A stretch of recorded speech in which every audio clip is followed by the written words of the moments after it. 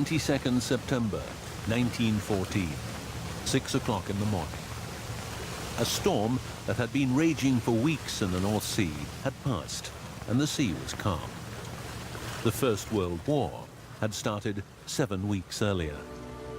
3 British cruisers, the HMS Aboukir, Hogue and Cressy, were patrolling waters between England and the Netherlands. Their most important task, protecting military personnel in their transfer to the European mainland. On board were a total of some 2,300 men, some as young as 15, awaiting their adventure and totally unconscious of what was to befall them.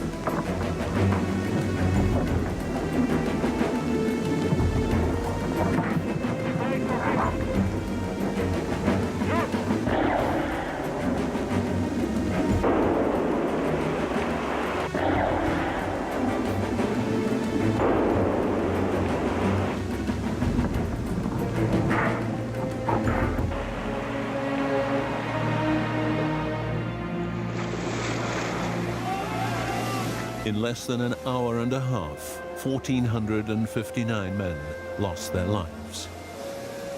Mainly reservists, men with families, and 13 teenage boys, Marine officers-to-be in training. Even today, thousands of British families mourn. For 100 years, the disaster has received little attention. Strange. The number of victims was similar to that of the Titanic disaster of 2 years earlier. Today, 3 mass graves lie on the bottom of the North Sea, only 22 miles from the Dutch coast of Scheveningen. How did it happen? And what has happened since to this naval graveyard?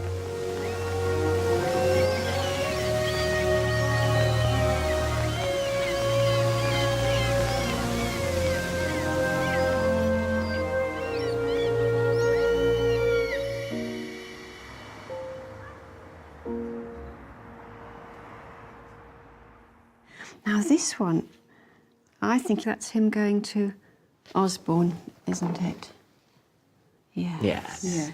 So there he is in his uniform in the garden. Ready to go to... Ready to go. Duncan had decided he wanted to go to sea by the time he was about 11, I think. He was very sporty, he was very quick, he was very able, and I think he had a good deal of natural leadership. So he did very well at Osborne. Yeah. And he was cadet captain, and then when they go to sea, he's senior midshipman, senior acting midshipman, because they're not even really midshipmen, they're still boys. Look at this. This is just like something from Cambridge today. And there he is there. She's put D above his face. There they all are. They're only very young, aren't they? And I think that's the more well, that's the one that's often used because that's such a beautiful photograph. Yeah. So how old is he here? I think he's probably about 14, don't you? Yeah. And we've got here the letters that were sent to him, because this is his writing, this is his letter case. All right. That didn't go to sea with him. Lots of stuff didn't go to sea. That's why we had That's it. why we have it. We opened the chest in 1958 and found all these very pathetic things, you know, his handkerchiefs and... His pen. There's the three children together. So that's Duncan, and then that's Catherine, and That's Hugh. Yeah. Friend the of the Cresta family. run. Oh no, it's Well, it's Cloisters, Cloisters. yeah. But he says on the back here, I'm having a topping time. I have been accused of flirting with a Dutch girl, but it's absolutely untrue. The runs are mostly on luges. Do you think you could ask Daddy? He's asking the family friend who lives up the road, who's related to his mother. Do you think you could ask Daddy to let me go on a bob with a pro? It's absolutely safe on the run we use, but the people I'm staying with won't take the responsibility. And he's put at the top, you might put it very gently. Sounds very familiar. It does a little bit, doesn't it? Just like you. Is Not what on a it sounds postcard these days, but yes. Very like you. Yeah. The sentiment is... They must have been so glad they let him go Yeah, afterwards. I'm sure. Since 1863, this was the place where Royal Navy officers were trained and educated, inculcated in the ethos and traditional values of the service. The young Duncan had just completed the first half of his training and in 1914 had joined Dartmouth to finish his education. A great privilege for which his family had to pay the equivalent of 8,000 euros a year. Life was Spartan. Personal discipline was important. But it did not discourage the young men. They were motivated and ambitious. The training covered various subjects, plus sport, seamanship, engineering, and drawing. In drawing, the students learned the art of observation, which would be important later in times of conflict. Duncan seemingly had the time of his life. Did you see this book? Which is No, his manual no. of seamanship. Have you never seen that? I haven't, no. That's his manual. I've had never this seen since I was a child. It's got my name in it somewhere, I think. So what did they have to learn then? But it's got What is it? everything. It has how the bedding should be laid out, how to scrub a hammock, how to hold up a clean hammock for inspection, knots. Mobilize, the order that was sent by telegram to the college on the 1st of August 1914 by the British Admiralty. Within 8 hours, 400 students are ready for departure, each with his own sea chest containing all his essential belongings. Ferry and train take them to the North Sea coast where their vessels await them in port. The boys are nervous, but also determined. They are billeted across 10 warships. Duncan and a few fellow students go aboard the Abukir, an impressive vessel, 143 meters long and 21 meters in the beam. He was just 15 years old and full of confidence, ready to serve his country. But there is insufficient room for his sea chest. He picks out a few things, and the chest stays behind. We are having a very fine time. This is the 25th of August. After the day's work, we go and do gym on the quarterdeck to keep us in training. They took the boys out of Dartmouth and sent them to sea. They made the cadets into acting midshipmen because they didn't have enough officer cover, I think. So they are very young, small officers. And so they went to sea and they were sent, Duncan was sent to HMS Abukir. So the family won't have seen him after this.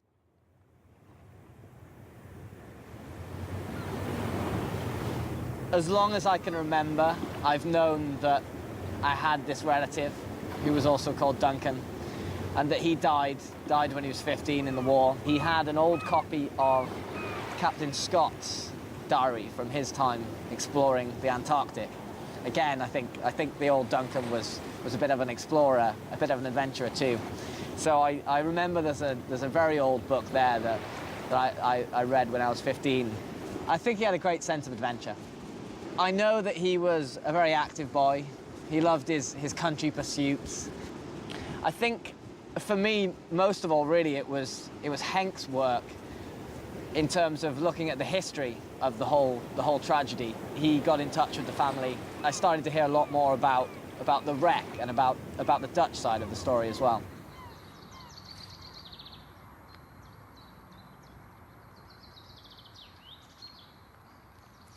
In the Netherlands, Duncan meets Henk van der Linden. Henk had recently researched the disaster and written a book about it. At this place of honor, several victims from the 3 British cruisers found their last resting place. They had been washed ashore at Scheveningen a couple of days after the sinking. So what did you find out about the impact of events, both here in the Netherlands and at home for me in Great Britain? What did you find out about the impact? Here it was big. It was very big. There were several funerals over here. These men are all buried with military honors, with over 1,000 soldiers alongside the road to pay them respect. Yeah. It was in all the papers, in all the magazines. In Great Britain, I don't know if it was big. I suppose it was very big for the families who suffered. But I understand that the British Navy was not very happy with this accident because of the greatness of the loss and because of the fact these ships weren't supposed to be in dangerous water. I got a clipping from a magazine. It was an interview with one who lived, and he said, we on the ships, we called our ships suicide ships. So the men themselves knew? We're on suicide ships. They had to be on the ships because of their duty to the country. So they were there alone. They had no orders to zigzag. They were slow speed, sitting ducks. What were these ships doing, and why were they so vulnerable? According to some senior people in the British government, they should never have been there. 1 month before the disaster, a senior British officer had written in a letter, "Why should we give the Germans the slightest chance of a cheap victory? For heaven's sake, bring them back." How impressive! The Aboukir, Hogue and Cressy actually represented no threat for the enemy. They had a huge crew of 700 and an enormous coal consumption to keep the vessel operational. They sailed only slowly and had no refined targeting system. The crew had no experience with the vessels and had not yet learned to work effectively together. To compensate for the inexperience, professional officers were on board, but this was also not enough. However, this was not the worst. The most important weakness was the poor armor plating below the waterline. It was not designed to protect from mines and submarine attacks. Just before the war, these ships had been part of the reserve fleet. Only a lick of paint and a surface cleanup were to bring them onto a war footing. Because of these weaknesses, they received instructions a couple of weeks before outbreak of war to patrol the area of the Dogger Bank, a relatively safe area far from the strategically critical and more dangerous Straits of Dover. They could only go to sea under the continuous presence of torpedo boats to protect from nearby threats. But things go differently. The ships move indeed into dangerous areas. The Broad 14 closer to Dover. Until the 17th of September, the dangers are to be handled with the torpedo boats as protection. But the weather is bad for weeks on end.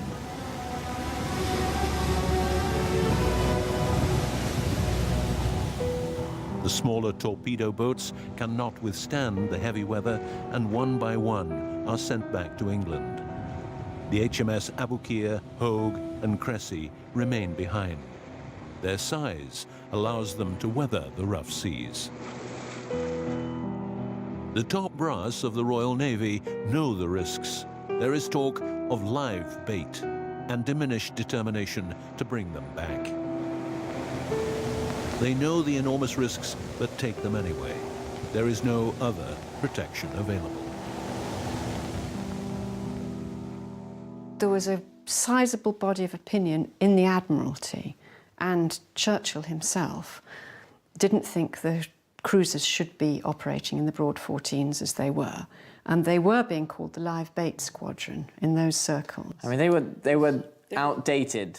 They weren't so much old as had become rapidly obsolete. Because the pace of naval technology was changing so rapidly that they were going obsolete very, very quickly. But the big thing was they didn't have any destroyer cover.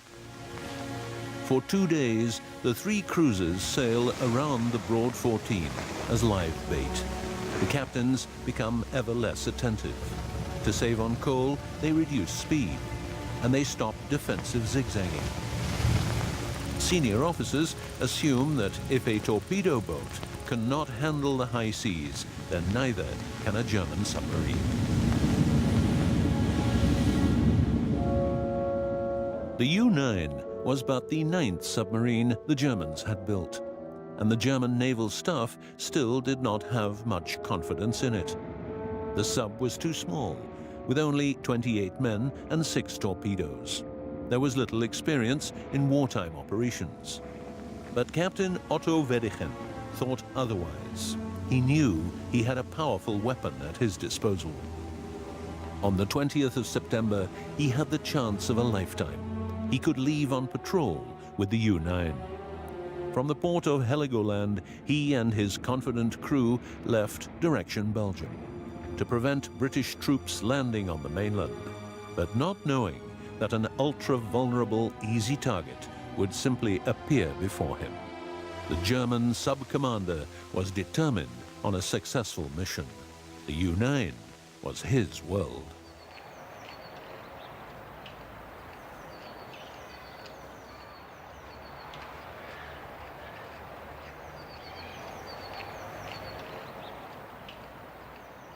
Ja, was soll ich sagen? Ich habe ihn ja nicht gekannt. Ich kann nur so sagen, dass er ein sehr geliebter Sohn war. Auch, ja. Er hatte viele Freunde und war sehr sportlich. Wir wissen, dass er der jüngste von 10 Kindern gewesen ist. Und von ihm wird gesagt, er sei ein richtig lustiger, frecher Vogel gewesen. Er hat ja an der Schule wohl keine große Freude gehabt. Er ist dann mit der Prima-Reife abgegangen und ist dann zur Seefahrt gegangen und hat da also die Karriere gemacht. Er hätte nicht woanders hingehen können, weil er nicht adelig war und auch nicht superreich. Vielleicht muss man doch ein sehr großes Selbstbewusstsein oder eine Selbstsicherheit mitbringen, wenn man so eine Sache über die Bühne bringen will. Ein Selbstbewusstsein, das kommt, wenn man ein geliebtes Kind ist und wenn alles um einen herum stimmt. Wir waren ja auch alle sehr christlich erzogen. Ja, es wird mir schon nichts passieren. Und wenn, dann hat es nicht anders sollen sein. So ungefähr stelle ich mir den vor. Wenn man in so ein kleines U-Boot steigen will, wenn man sich vorstellt, wie eng das da drin war. Viel enger als heute. Also da muss man sich schon mit allen gut verstehen. Die haben ja geschlafen auf den Torpedos. Ich habe mal einen Prototyp von diesem U-Boot gesehen in München im Deutschen Museum. Das kann man sich nicht vorstellen, wie eng das da war. Und das dann, diese kleine Kiste und dann unter Wasser. Ich glaube, ich hätte es nicht ausgehalten. This is your great-great-grandfather's diary. Duncan's laugh could be heard all over the ship. Duncan had been perfectly happy at sea the whole time, was never sick and always cheerful. The night before the disaster, Hughes had spent a long time with Duncan and said he was in splendid spirits. They know what happened to them because of Kit Wickham Musgrave, and Kit Wickham Musgrave survived. He was picked up unconscious by the Titan. Okay. Hours later, one of the Dutch trawlers picked him up. he and Duncan had gone into the water when the Aboukir was hit. They had nearly made it to the Hogue when she was hit. And then they were picked up by the Cressy. I think they were hauled aboard by a rope. So they get on board the Cressy and they're having hot cocoa wrapped in blankets when the Cressy is hit. And Duncan and Gore Brown were the best swimmers of their term, of their year. And they had an oar between them and they took the oar to try to help a sailor who was going under and panicking. But they're only quite small boys, and in his panic he grips them and he pulls them down with him. A wave takes them, I think, and so that was the last Wickham Musgrave saw of them.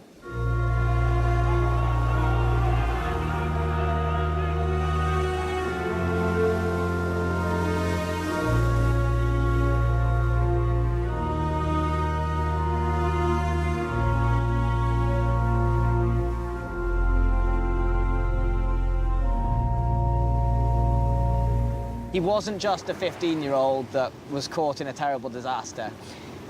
He was a 15-year-old who was caught in a terrible disaster and then died with a friend trying to save someone else in that same disaster.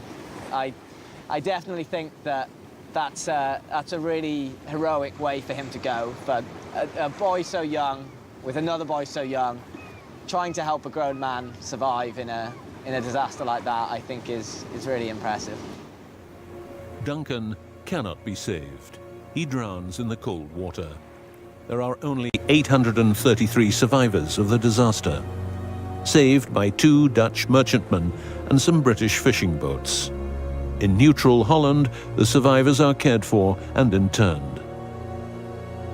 A number are taken to hospital, frozen and wounded by some horrific explosions on board.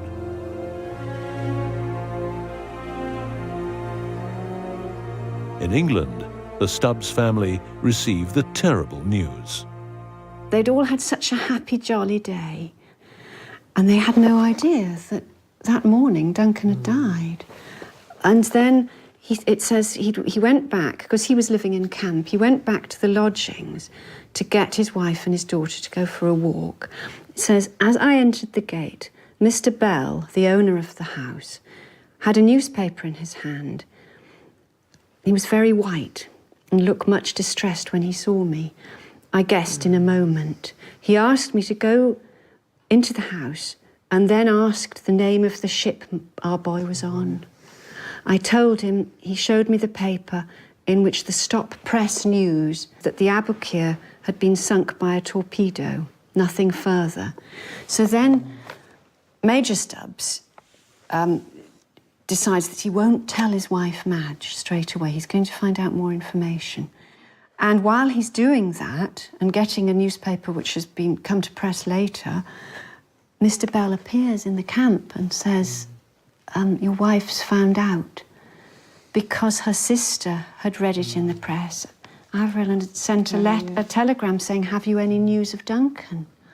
So then Madge discovers her boy's.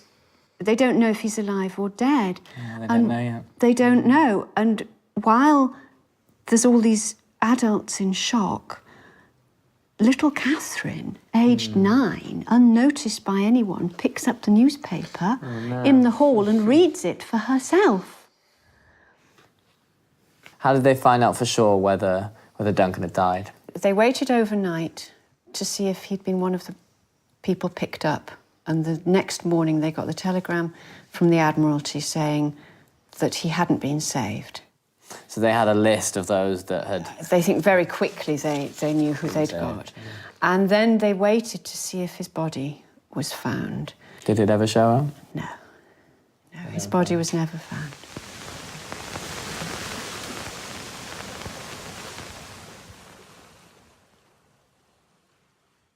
Warum die 3? Ja, stehen da 3 Riesentanker. Ich treffe den einen, dann versuche ich den anderen auch und den dritten auch. Ich weiß nicht. Ich habe den Eindruck, das war jetzt einfach mal ein Versuch einer sportlichen Höchstleistung. Ja, das würde ich sagen, das ist eine allgemein menschliche ein menschlicher Ehrgeiz, wenn ich das jetzt geschafft habe, dann versuche ich das noch und das auch noch. Das ging ja innerhalb von, ich weiß nicht, sehr kurzer Zeit. Was da dann jeweils zwischendrin passiert ist, das hat er vielleicht gar nicht mitgekriegt. Diese Kriegshandlung gehörte ja dann sozusagen zu seinem Beruf, den er sich ausgesucht hatte. Wenn ich zur See fahre und habe da ein Torpedo und soll damit was machen, dann mache ich das. Dann ist das sozusagen meine Aufgabe, so grausam das ist. Was dann nachher daraus wird, das müssen wir alle verkraften und ertragen. Ich könnte natürlich sagen, warum bist du zur See gegangen? Und das war aber die Karriere, die für ihn in Frage kam, wo er eine Chance hatte. Die Marine war ja ganz jung und ganz neu. Zu Kriegsbeginn war die Marine, oder zumindest die U-Boot-Waffe, mehr ein Spielzeug, also wurde nicht sehr ernst genommen, dass man damit richtig Krieg führen konnte. Und nachdem das schon passiert war, dass da so ein kleines U-Boot 3 riesengroße Schlachtschiffe versenkt, da war plötzlich der Jubel groß. Der war natürlich übernatürlich groß, weil zu dem Zeit hatte man den Eindruck, jetzt kann uns gar nichts mehr passieren, jetzt werden wir überall siegen. Und da war er dann der ganz große Held. Was er da angerichtet hat, das ist ihm vielleicht erst später klar geworden. Das könnte sein.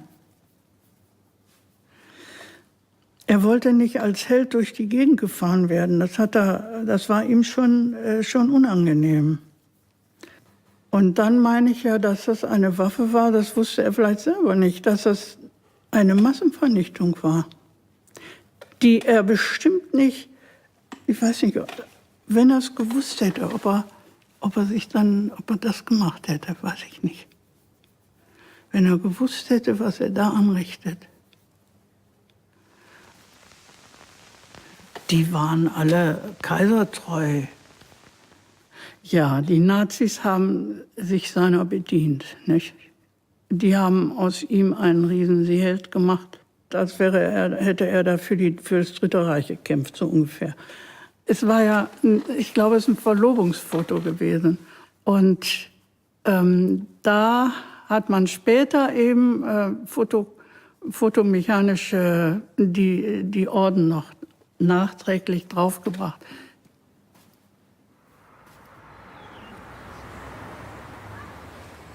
So how much of this did you know when you were growing up? Not very much at all.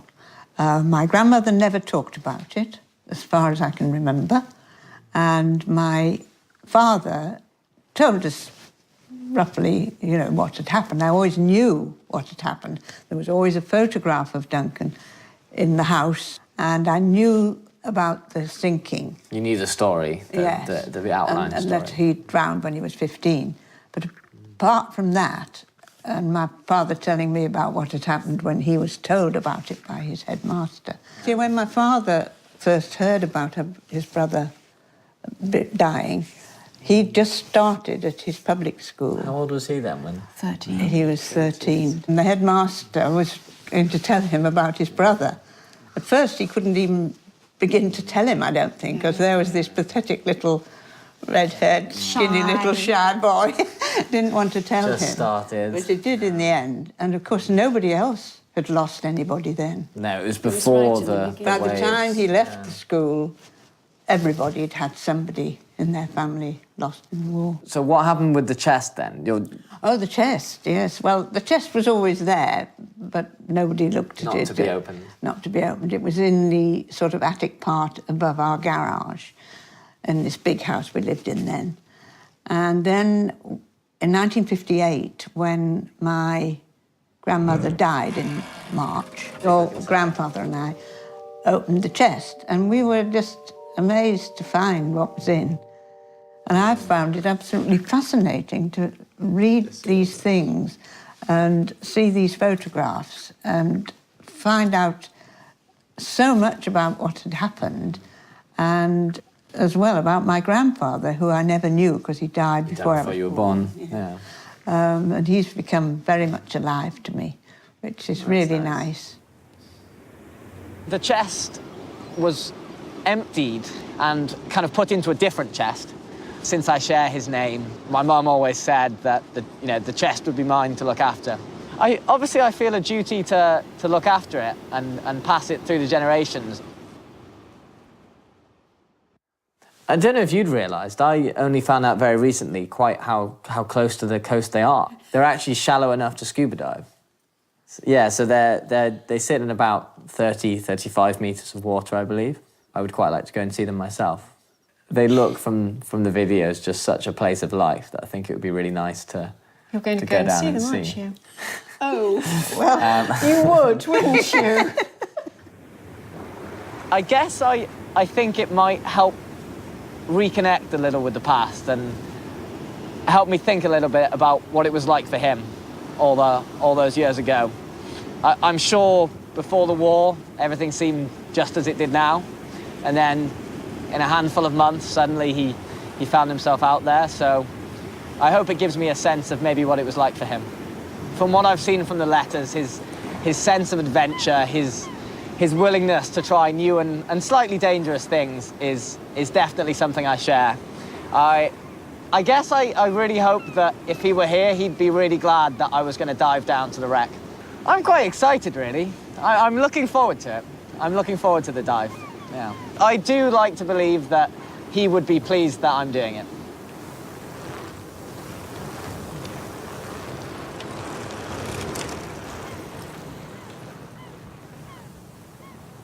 Here I have the map Yeah, of the North Sea. And now we start in Scheveningen, that's the port. yeah. And we have a small boat, the Aquila, and we go with the Aquila, we go in this direction. Here they are. are the cruisers. So how far is this then? That is about 22 nautical miles. That means about 40 kilometers. And we need a sailing time of about 4 hours. Okay. And how deep are the wrecks then? The bottom is about 32, 33. And on top of the wrecks, we are 27, 26 meters.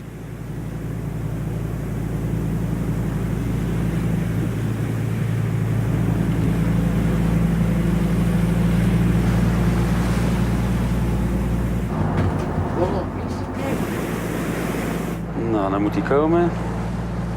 Ja, hebben we hem. Yo!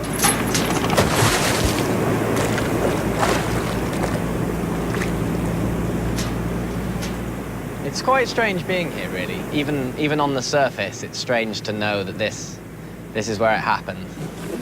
I think it's remarkable. As you say, 100 years ago, no one was diving these things, and I guess even now it's kind of astonishing that this is something that is there, that I can go down and have a look at. I mean, it's my first time in the North Sea. Everyone says that's a little bit different. I've got great people around me. I'm sure it'll all be fine, but there's obviously a lot to think about.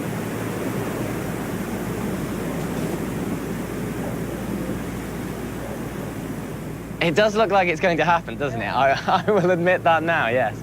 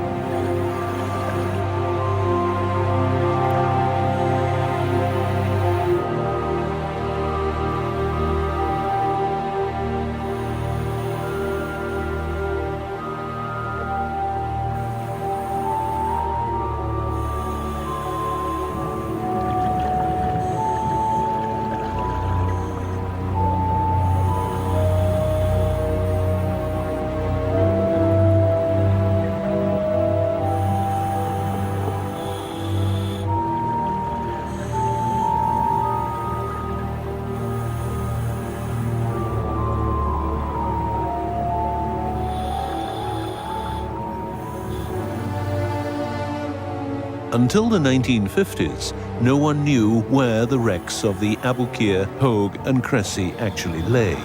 The residents of the wrecks were left in peace. But in 1955, their location is determined. The British government decides to sell the wrecks to a German steel company. The salvage firm starts its work well. It sends divers below to place explosives, but there is little experience with diving at this depth. One diver suffers the bends, decompression sickness. He survives, but gives up the profession. The salvage work progresses with difficulty. The North Sea is one of the toughest in the world. There are strong currents. With the greatest difficulty, 2 bronze pieces of some 25 tons are brought to the surface.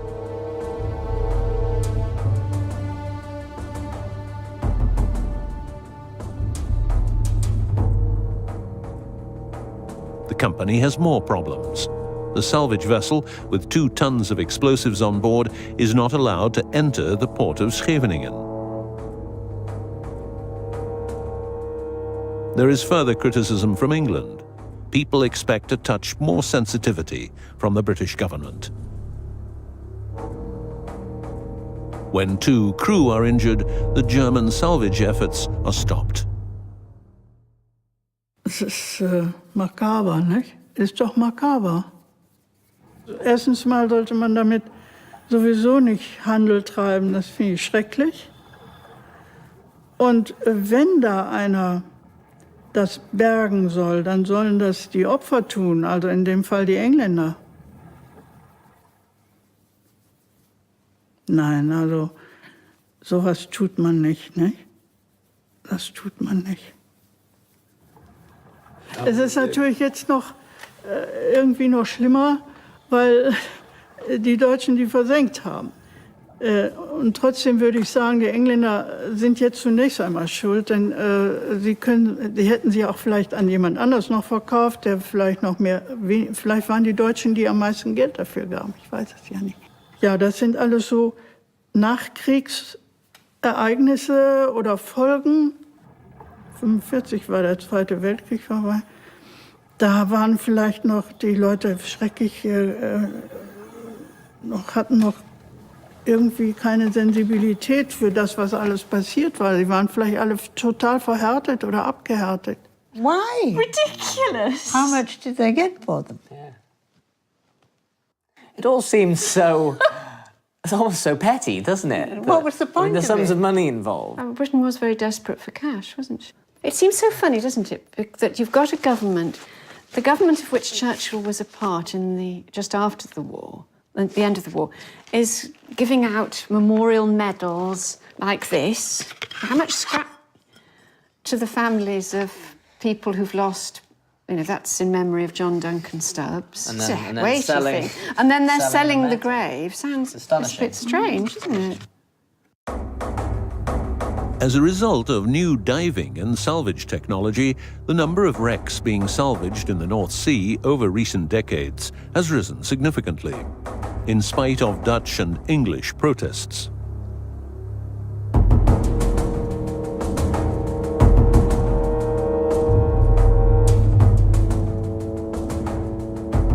Not a single wreck in the Dutch sector of the North Sea is properly legally protected. The lucrative salvage business continues, and historically important wrecks disappear at an alarming rate. Und wenn sie diesen Sarg aufmachen, ist es Leichenfledderei. Wenn sie das kaputt machen, nur weil da irgendwo ein paar Metallteile sind und ein paar Kupferstücke, kann man doch nicht machen. Je länger ich darüber nachdenke,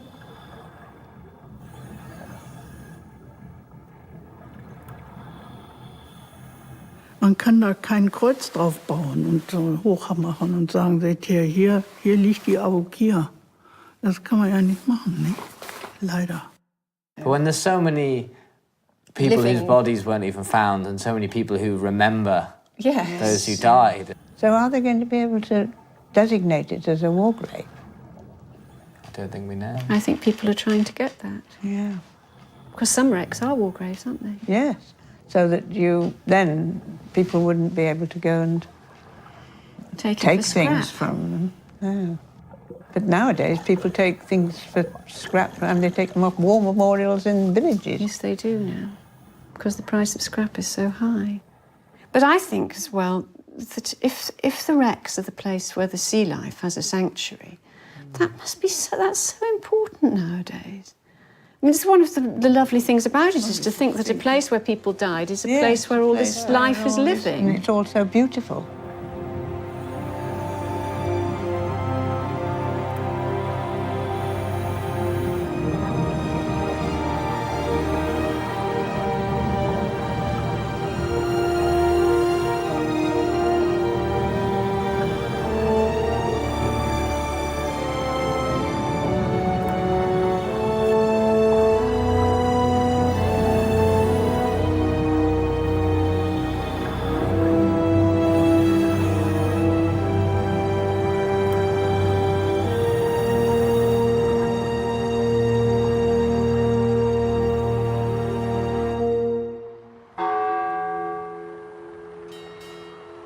Every Saturday in Rochester Cathedral, victims of the British Navy are commemorated.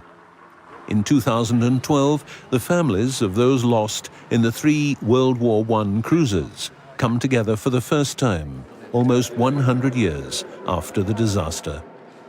They had spoken little of the tragic events of the past, but now the stories come. They request recognition and demand an honorable burial. Since the day that the crews played the role of live bait in the North Sea, they feel that the victims have been disrespectfully treated.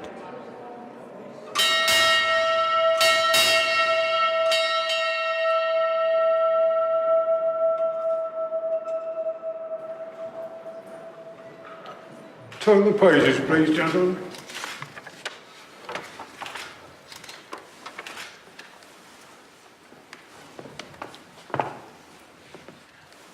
O eternal Lord God, who through many generations has united and inspired the members of our corps, grant thy blessing, we beseech thee, on Royal Marines serving all around the globe.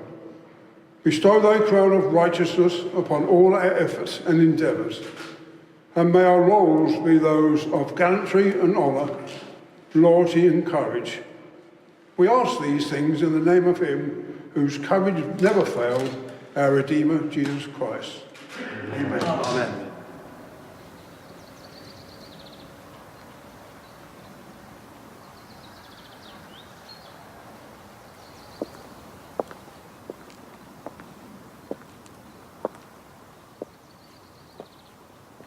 There are still many unanswered questions about the disaster, the sale of the vessels in the 50s, and the salvaging occurring even today.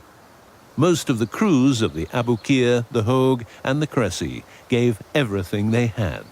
The men and boys had honorably served their country. The wrecks on the bottom of the North Sea quickly found a new life. They became magnificent artificial reefs, birthing places for fishes, sources of food, and hiding places for numerous forms of sea life.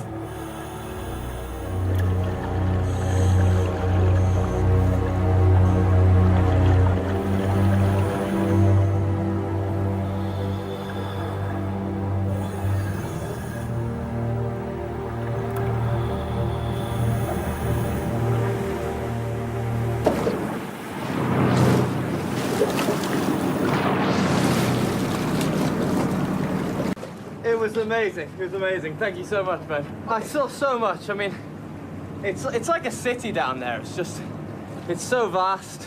There's arches to swim through. There's whole piles of live munitions still down there, and there's just wildlife everywhere. It's incredible. I feel amazing. I'm so pleased we did that.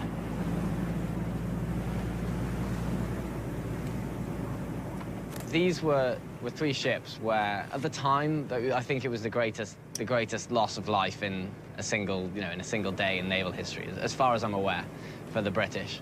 So it just seems unnecessary for can, you know, in the grand scheme of things, be a relatively trivial amount of money that they should disturb a war grave just for, you know, the scrap metal in an anchor. It's really fitting that a place where so many people lost their lives is now home to so much life of a very different kind.